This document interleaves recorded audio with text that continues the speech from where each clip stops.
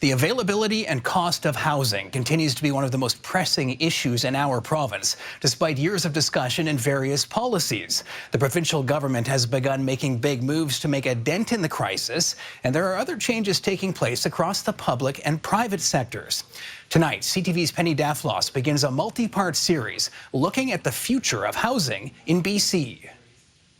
With prices that have earned it the nickname Manhattan, the provincial government is focused on a housing strategy the New Democrats insist will have an impact on supply and affordability. There's some serious structural changes that have to happen. The new premier has an ambitious plan for fourplex zoning and multi-billion-dollar government investments, but some long-standing issues continue to slow new construction. It has become very complex and very layered, and has built up over time. Rezoning, inspections and approvals can add years to a detached house or townhome project, which add to the sale price, especially amid high interest rates. You're risking a lot. The amount of money that goes into a front-ended project is considerable. A single project can require approvals from 30 different teams and departments, from requiring certain trees to be planted to electrical standards. Thinking about the size of the pipes in the ground, considering services such as childcare, all of these things are more complicated.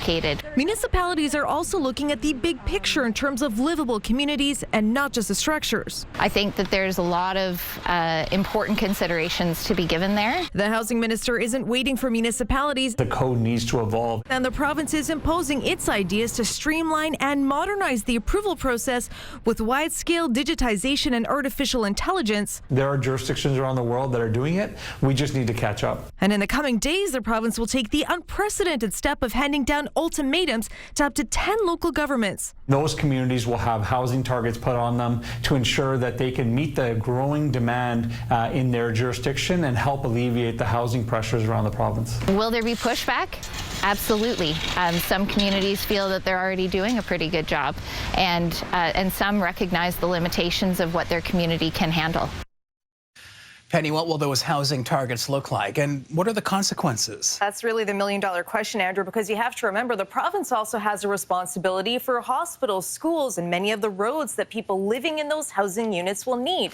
So in the coming days, I'm going to have a look at the innovations in building materials, ownership, and even leveraging public assets for non-market housing. That's all coming up later this week. Okay, looking forward to that. Thank you. Thanks.